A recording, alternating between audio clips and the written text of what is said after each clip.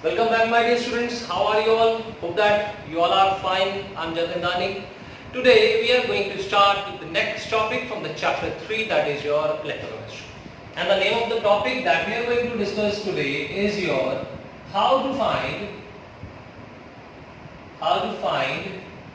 the conductance, specific conductivity,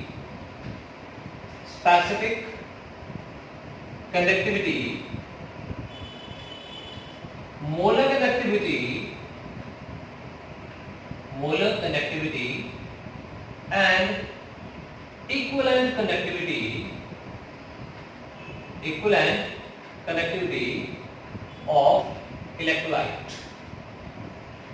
तो आप में से कुछ बच्चे भी सोच रहे होंगे कि सर इससे पहले वाले वीडियो में आपने हमें फॉर्मूलाज करवा दिए थे और फॉर्मूलाज के बेसिस के ऊपर हम क्या कर सकते हैं कि कंडक्टिविटी को क्या कर सकते हैं, कंडक्टेंस को क्या कर सकते हैं, फाइंड कर सकते हैं, स्पेसिफिक कंडक्टिविटी को, मोलर कंडक्टिविटी को और इक्विवेलेंट कंडक्टिविटी का आपने हमें फॉर्मूला करवा दिया था.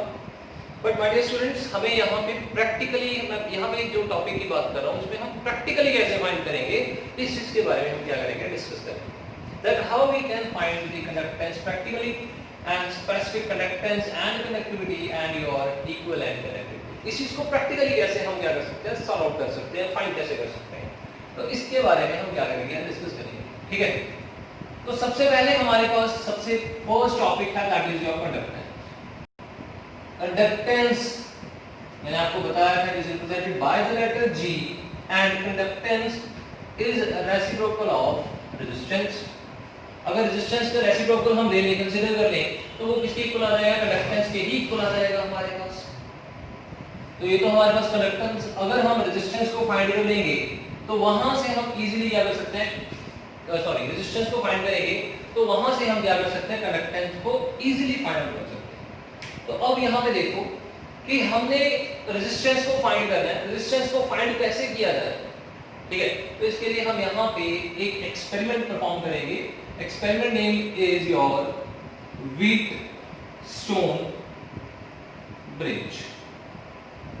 This experiment you will going to read in your physics, you are going to learn in physics also, but हम यहाँ पे भी पढ़ेंगे इसके बारे में कि Wheatstone bridge हमारे पास एक्सपेरिमेंट क्या है और इससे हम रेजिस्टेंस को कैसे कैलकुलेट कर सकते हैं.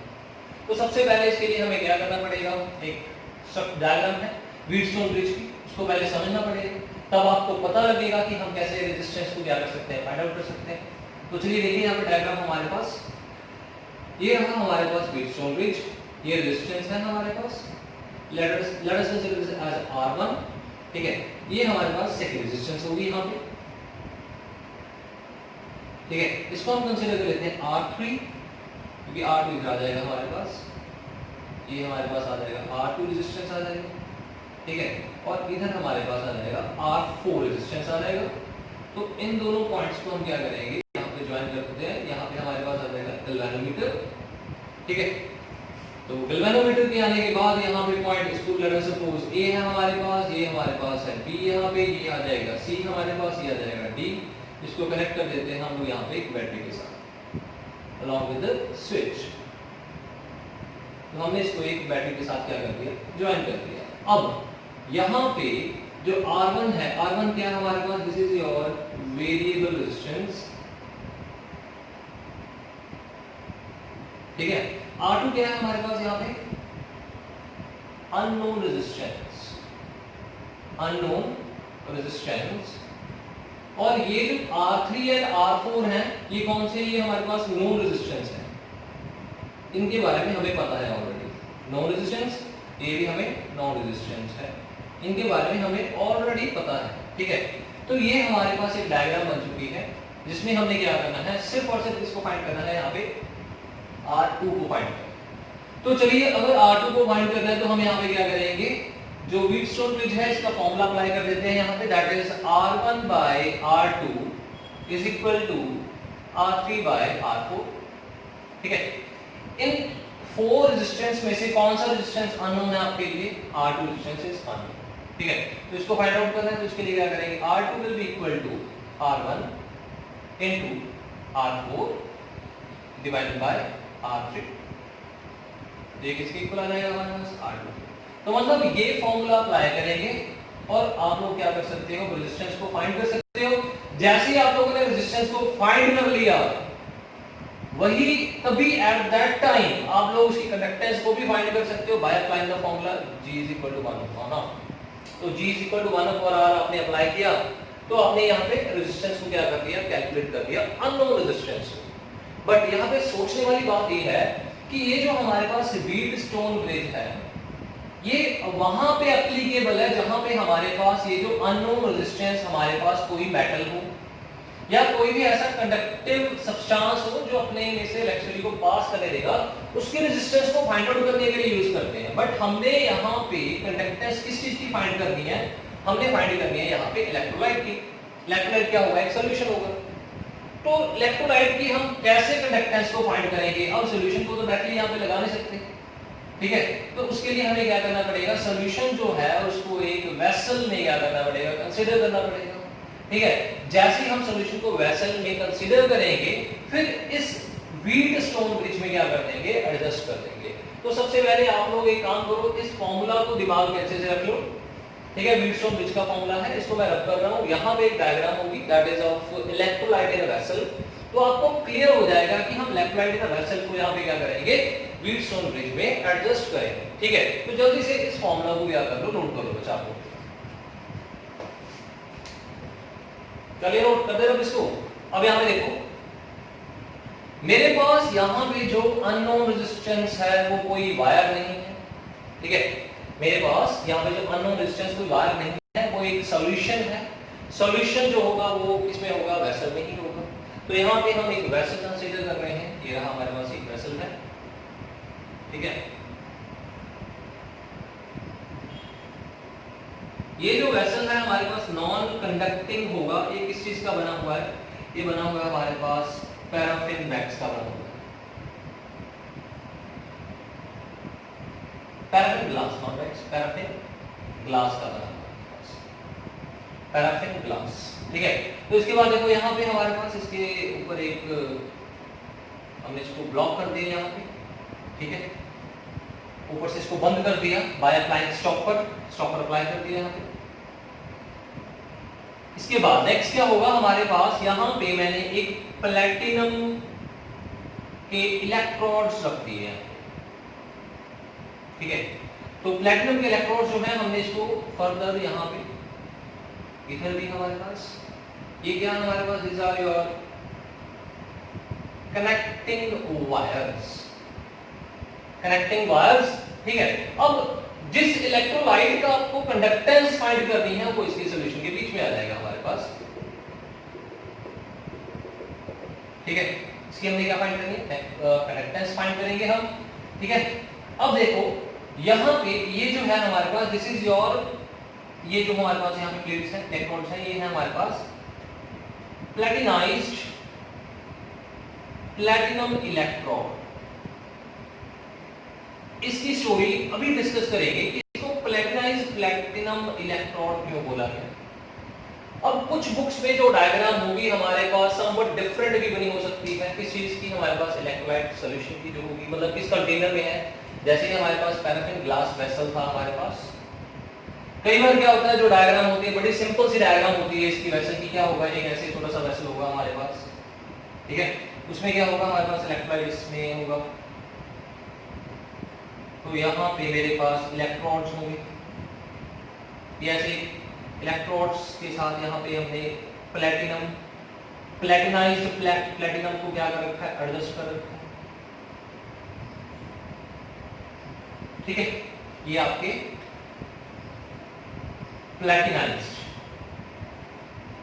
प्लैटिनम इलेक्ट्रोड्स है। मतलब इसकी डायग्राम वैसे की ऐसे भी हो सकती है।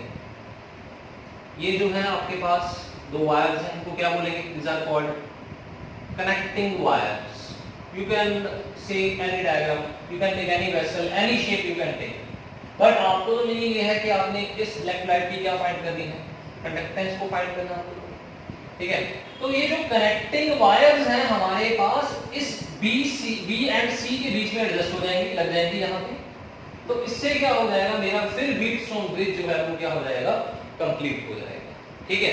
पहले आप लोग इस डायग्राम को करो नोट, इसके बारे में कुछ हम पॉइंट्स के बारे में डिस्कस करेंगे कि दैट हमारे पास यहाँ पे जो करंट सप्लाई करेंगे एसी करना है या फिर डीसी करेंगे। फिर उसके बाद हमने डिस्कस करना है कि यहाँ पे जो रॉड्स हैं वो प्लेटिनाइज क्यों लगा रखी हैं, अगर हम यहाँ पे एसी करंट करेंगे पास क्यों करेंगे, अगर डीसी नहीं कर रहे तो क्यों नहीं कर रहे, ये सारी बातें डिस्कस करेंगे। पहले आप इसको नोट कर लो, करिए नोट। तो सबसे पहले यहाँ पे देखो, इसको रब कर देते हैं यहाँ पे, ये आपने वैसे ड्रॉ कर लिया होगा, इसको रब कर दें। अभी मैंने आपको यहाँ पे डायग्राम्स बना के दिखाए थे, डिफरेंट वेसल्स के डायग्राम बनाए थे ना। तो अब यहाँ पे सबसे पहले हमारे पास क्या है, करंट की बात करते हैं। करंट से पहले चलो एक और चीज की बात करते हैं यहाँ पे कि दैट कौन कौन सी डिफिकल्टीज आएंगी हमें जब हम किसी सोल्यूशन की कंडक्टेंस को फाइंड करेंगे। कौन कौन सी क्या आएंगी difficulties we are going to face, ठीक है, difficulties faced during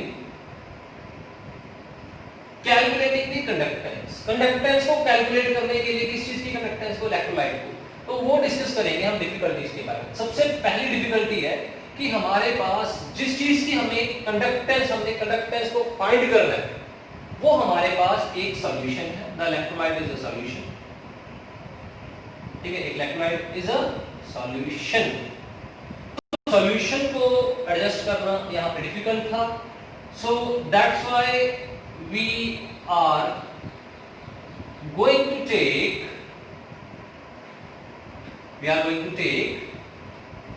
electrolyte in a vessel। अभी मैंने आपको दोनों वेसल्स की डायग्राम बना के दिखाई, ठीक है। सेकंड थिंग, और कौन सी डिफिकल्टी आएगी, आप लोग जब यहाँ पे करंट सप्लाई करोगे ना, अभी हम बात कर रहे थे करंट की ना, तो यहाँ पे हमारे पास डीसी करंट जो होगा वो नहीं होगा, DC current is not there, DC current will not be going to apply, DC current apply नहीं करेंगे। तो कौन सा करंट यहाँ पे अप्लाई करेंगे हम लोग, एसी करंट जो है वो क्या करेंगे, अप्लाई करेंगे। अब क्वेश्चन यहाँ पे ये अराइज है कि दैट हम लोग डीसी करंट क्यों नहीं करेंगे, एसी करंट क्यों सप्लाई करेंगे। इसका भी आप लोग आंसर ध्यान से समझ लो कि जैसे ही आप लोग क्या करोगे, डीसी करंट को सप्लाई करोगे, the concentration near the electrodes, कौन से इलेक्ट्रोड थे हमारे पास, प्लैटिनम के, विल चेंज। डीसी करंट से क्या होगा, कंसंट्रेशन चेंज हो जाएगी। कंसंट्रेशन किस चीज की चेंज हो जाएगी, हमारे इलेक्ट्रोलाइट की जो है वो कंसंट्रेशन चेंज हो जाएगी। नियर किसके, किसके नियर हो जाएगी, इलेक्ट्रोड के नियर। मतलब यहां पे मेरे पास जो बीकर में इलेक्ट्रोड्स हैं, इसके नियर अबाउट जो होगी वो कंसंट्रेशन चेंज कर जाएगी। जब ये कंसंट्रेशन चेंज कर गई नियर द इलेक्ट्रोड, देखो यहां पर concentration near the electrode will change the resistance of electrolytic solution. अगर मान लो रेजिस्टेंस चेंज हो गई, अभी मैंने आपको बताया रेजिस्टेंस जो है वो इनवर्सली प्रोपोर्शनल टू कंडक्टेंस। अगर रेजिस्टेंस चेंज होगी तो साथ में क्या चेंज हो जाएगा, कंडक्टेंस भी चेंज हो जाएगी। तो इसी कारण हम यहाँ पे डीसी करंट को नहीं सप्लाई करेंगे कि हमारी जो है यहाँ पे कंसंट्रेशन के ऊपर कोई इफेक्ट ना पड़े। और जब डीसी करंट पास करते हैं, कंसंट्रेशन जब चेंज होती है तो इस प्रोसेस को हम बोलते हैं, that is called polarising, polarising effect बोलते हैं। दिमाग में रखना है कि that why we are using AC current instead of DC. तो पोलराइजिंग इफेक्ट को खत्म करने के लिए, मतलब कंसंट्रेशन के ऊपर इफेक्ट ना पड़े, हम एसी करंट को क्या करेंगे, यूज करेंगे। सेकंड थिंग, थर्ड, ये फर्स्ट डिफिकल्टी। सेकंड डिफिकल्टी आपको पता लगी, इसको हमने कैसे सॉल्व किया, बाय अप्लाइंग एसी करंट। अब एक और डिफिकल्टी भी आएगी, ठीक है। ये जो गैल्वेनोमीटर है, ये जो हमने अभी आपको यहाँ पे फॉर्मूला बताया था, that is R1 by R2 R3 by R4। It is only applicable जब हमारे पास गैल्वेनोमीटर में एक पॉइंट आ जाएगा, नल पॉइंट बोलते हैं उसको, तब ये फॉर्मूला हम क्या करेंगे, अप्लाई करेंगे। लेकिन जैसे ही आप लोग क्या करोगे, एसी करंट को यहाँ पे सप्लाई करोगे व्हीटस्टोन ब्रिज में, galvanometer galvanometer will not reach up to the which point, null point. जो इसका नल पॉइंट होगा उसके ऊपर गैल्वेनोमीटर क्या नहीं कर पाएगा, रीच नहीं कर पाएगा। या हम बोल सकते हैं the galvanometer will not reach, और भी कह सकते हैं galvanometer will not able to detect the null point. Then what we will do, हम क्या करें, हमने तो रीडिंग फाइंड आउट, हमने तो हमारे पास रेजिस्टेंस फाइंड करनी है, तो यहाँ पे एसी में क्या करेंगे, इंस्टेड ऑफ गैल्वेनोमीटर हम यहाँ पे एक और सब्सटेंस को यूज करेंगे, दैट इज कॉल्ड माइक्रोफोन्स को यूज करेंगे। जो माइक्रोफोन होगा वो हमें एग्जैक्टली बता देगा, साउंड से पता लग। अभी हम क्या करेंगे, एक और सर्किट ड्रॉ करेंगे, उसमें आपको बताऊंगा कि माइक्रोफोन जो होगा वो नल पॉइंट को कैसे फाइंड करने में हमारी हेल्प करेगा। आप नेक्स्ट एक्सपेरिमेंट है वहां पे आपको क्लियर हो जाएगा that how we can find the null point with the use of what, microphone. तो ये डिफिकल्टीज थी हमारे पास जब हम फेस करेंगे व्हीटस्टोन ब्रिज को क्या करने में, अप्लाई करने में। तो इन सभी डिफिकल्टीज को हमने रिमूव कर दिया। पहले वाले को कैसे रिमूव कर दिया हमने, वायर नहीं है तो हम क्या करेंगे, वेसल कंसीडर कर लेंगे। दूसरी डिफिकल्टी थी डीसी करंट की, तो हमने एसी यूज कर लिया। फिर गैल्वेनोमीटर की डिफिकल्टी थी, हमने क्या यूज कर लिया, माइक्रोफोन को यूज कर लिया। तो ये डिफिकल्टीज हमारे पास रिमूव हो गई हैं। अब हम क्या कर सकते हैं, बिल्कुल हमारे जो इलेक्ट्रोलाइट है उसकी कंडक्टेंस को क्या कर सकते हैं, कैलकुलेट कर सकते हैं। तो चलिए देखते हैं इसकी कंडक्टेंस को कैसे कैलकुलेट करेंगे with the help of the next experiment. करते हैं अब इसको। तो देखिए इसको अभी नेक्स्ट जो है अभी हम एक्सपेरिमेंट ड्रॉ करेंगे। एक्सपेरिमेंट से आपको और अच्छे से क्लियर हो जाएगा। तो सबसे पहले देखो हमारे पास यहाँ पे एक वायर है, this is your wire AD, A, let it be A point, and this is your C point। अब मैंने इसको कनेक्ट कर दिया यहाँ पे, ठीक है।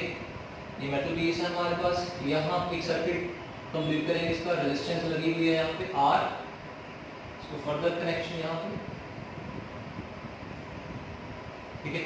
अब फॉर द नेक्स्ट जो होगा इसको सॉल्यूशन के साथ क्या करेंगे, अटैच करेंगे। अब क्या करेंगे नेक्स्ट हमारे पास यहाँ पे एक और सर्किट को कंप्लीट कर लेंगे हम, ठीक है। अब नेक्स्ट जो है इसको हमने क्या करना है, यहाँ पे एक सब्सटेंस के साथ अटैच करेंगे। इस सब्सटेंस का नेम है, दिस इज कॉल्ड जॉकी बोलते हैं इसको, ठीक है। जॉकी जो होगी वो हमारे कनेक्शन को कंप्लीट करेगी, ठीक है। वही व्हीटस्टोन ब्रिज वाला ही आपका पूरा का पूरा। ये देखो रेजिस्टेंस मैंने लगा ली, ये कौन सी रेजिस्टेंस है, this is your variable resistance. ये आपको नोन होगी, इसके बारे में आपको पता होगा, ठीक है। उसके बाद हमारे पास जो है नेक्स्ट है रेजिस्टेंस, तो आपको पता लग गया यहाँ पे। अब क्या करेंगे, एक कनेक्शन यहाँ पे, एक कनेक्शन हमारा यहाँ पे है, क्योंकि देखो ये A और C आपस में अटैच है। इस पॉइंट को हम क्या बोल देते हैं, लेट अस से D पॉइंट, ठीक है। अब क्या होगा, इसको मैंने कनेक्ट कर दिया यहाँ पे। मेरे पास कंटेनर में क्या प्रेजेंट था, इलेक्ट्रोलाइट, जिसकी हमने क्या फाइंड करनी है, कंडक्टेंस को फाइंड करना है। तो बीकर में हमारे पास यहाँ पे इलेक्ट्रोलाइट है,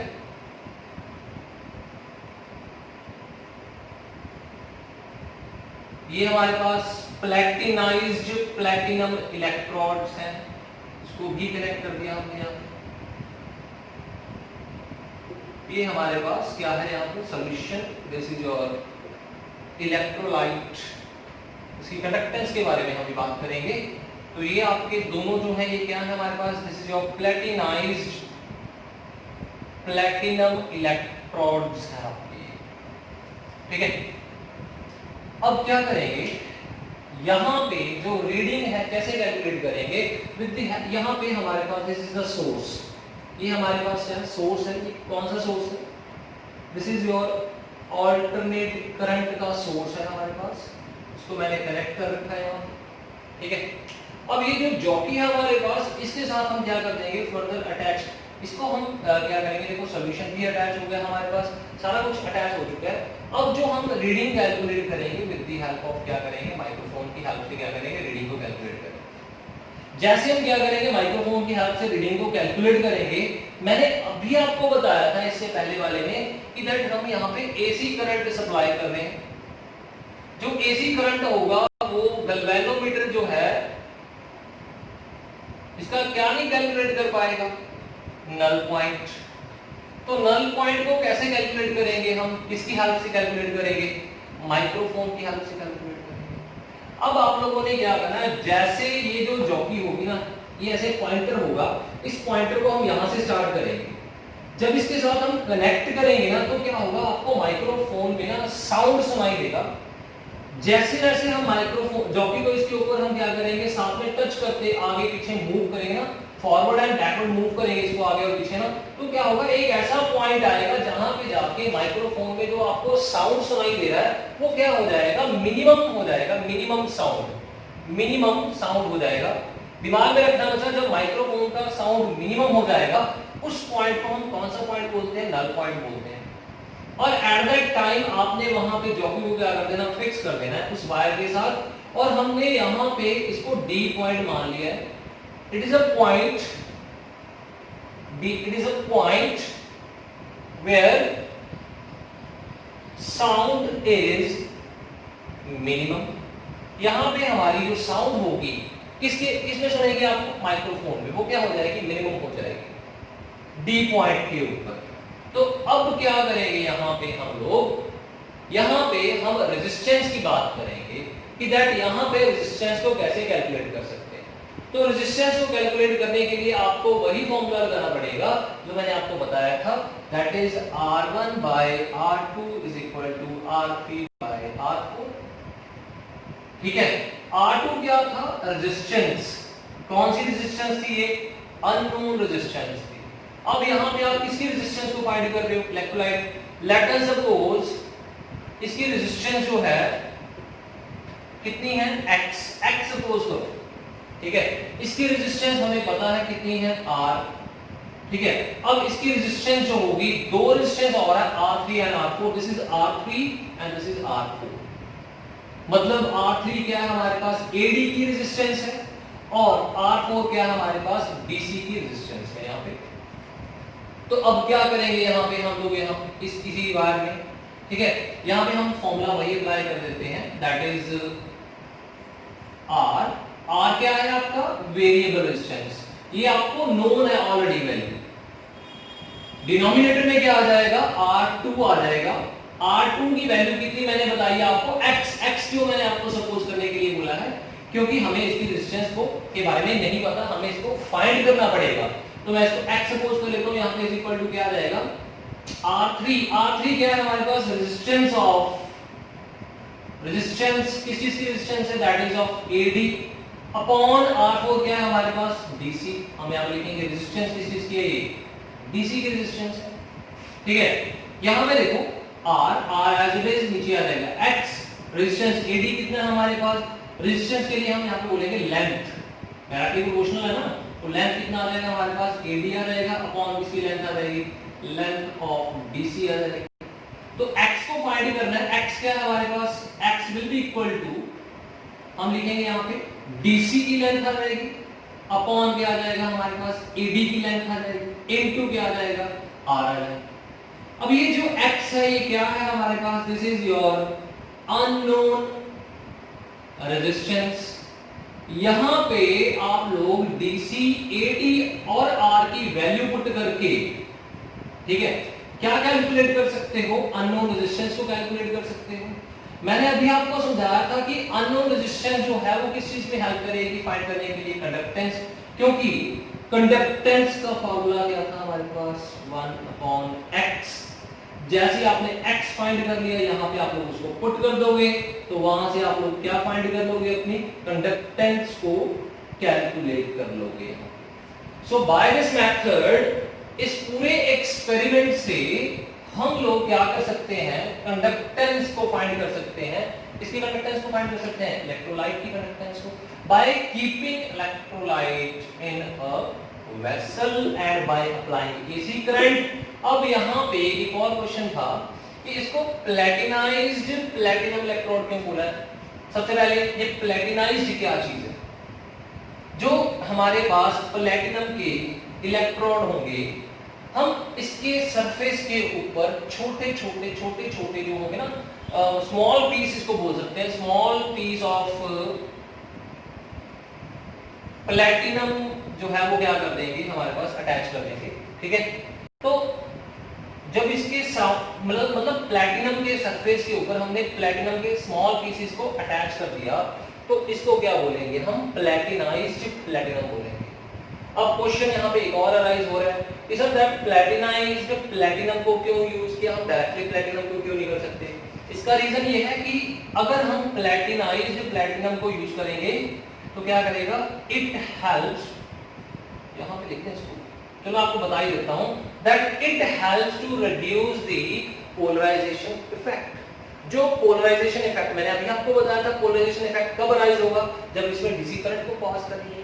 हमारे पास यहाँ पे है कि एक बार भी यहाँ पे पोलराइजेशन इफेक्ट ना हो जाए, तो उसको और ज्यादा रिड्यूस करने के लिए हम यहाँ पे प्लैटिनाइज्ड प्लैटिनम को क्या करेंगे, यूज करेंगे, सो दैट आपका जो चांसेस है ना, किस चीज के चांसेस, दैट आपके पास पोलराइजेशन इफेक्ट के अराइज होने के वो क्या हो जाएंगे, यहाँ पे खत्म हो जाएंगे। जैसे ही वो खत्म हो गए यहाँ पे, तो मतलब आपके पास, हमारे पास जो जितने भी मतलब इसकी डिफिकल्टीज अराइज हो रही थी या डिसएडवांटेज थी, वो हमने यहाँ पे क्या कर दी है, रिमूव कर दी है। और इसकी हेल्प से हमने किस चीज को फाइंड किया है, कंडक्टेंस को फाइंड किया by applying the formula of Wheatstone bridge, known resistance, unknown resistance, resistance of AD and DC, length के डायरेक्टली प्रोपोर्शनल आर होता है हमारे पास, तो वैल्यू पुट करके हमने ये फाइंड कर दिया। तो जल्दी से इसको कैलकुलेट कर लो, सॉरी नोट कर लो इसको जल्दी से। अब नेक्स्ट है, कर लिया नोट, इसको कर दे रहो, लो कर दिया।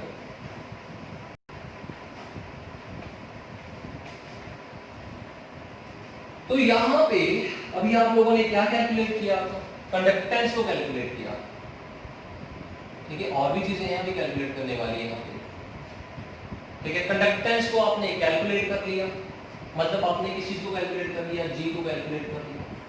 अब सेकंड है हमारे पास specific conductance, conductivity. Specific conductivity क्या होता है, ये होता है कापा, क्या है ना, कापा किसके इक्वल है, kappa will be equal to 1 by resistivity. अब कापा किसके इक्वल आ जाएगा, रेजिस्टिविटी का फॉर्मूला क्या था, that is your R A upon L, यही था, ठीक है। तो यहां पे हम लोग लिख सकते हैं इसको, that is your resistivity is equal to 1 by G into A by L, क्योंकि हमें पता है G जो होता है 1 बाय R होगा, ठीक है। अभी आपने रेजिस्टेंस को कैलकुलेट किया था, जी को भी कैलकुलेट कर लिया था, रो की वैल्यू यहां पे पुट कर दो, कितनी आ जाएगी 1 by G into A by L, ये ऊपर चले जाएंगे, कापा किसके इक्वल आ जाएगा, kappa will be equal to G into L upon A। तो यहां से हम क्या कर सकते हैं, किसी भी सॉल्यूशन की स्पेसिफिक कंडक्टिविटी को क्या कर सकते हैं, फाइंड कर सकते हैं by applying this formula, kappa is equal to G into L upon A। तो ये तो आपने फाइंड कर लिया स्पेसिफिक कंडक्टिविटी। अब नेक्स्ट है हमारे पास मोलर कंडक्टिविटी। मोलर कंडक्टिविटी को कैसे कैलकुलेट करेंगे, तो इसके लिए देखिए आप लोग यहाँ पे आपके लिए तो इजी हो जाएगा कि मोलर कंडक्टिविटी को कैसे कैलकुलेट करना है। मोलर कंडक्टिविटी का formula lambda molar m is equal to क्या था, कापा इनटू 1000 बाय क्या था, मोलैरिटी। आप लोगों ने यहाँ पे कापा कैलकुलेट कर लिया, वैल्यू पुट कर दो, मोलैरिटी की वैल्यू पुट कर दो, तो क्या आ जाएगा, आपकी मोलर कंडक्टिविटी आ जाएगी। This is your molar conductivity. इसके बाद क्या करेंगे हम लोग, मोलर कंडक्टिविटी के बाद इक्विवेलेंट कंडक्टिविटी, इसको कैलकुलेट करेंगे। तो इसके लिए भी फॉर्मूला वही lambda that is your equivalent is equal to kappa into 100 by क्या 1000 बाय क्या आ जाएगा, नॉर्मलिटी। कापा आपने कैलकुलेट कर दिया, यहाँ पे पुट कर दोगे, नॉर्मलिटी की वैल्यू पुट करोगे, तो क्या आ जाएगी, इलेक्ट्रोलाइट की इक्विवेलेंट कंडक्टिविटी को हम क्या करेंगे, यहाँ पे फाइंड आउट करेंगे। तो ये था हमारे पास आज का topic, that how we can find the conductance, specific conductance, molar conductance and equivalent conductance of the conductivity of the electrolyte. Hope that the topic is clear to each and every student. Thank you.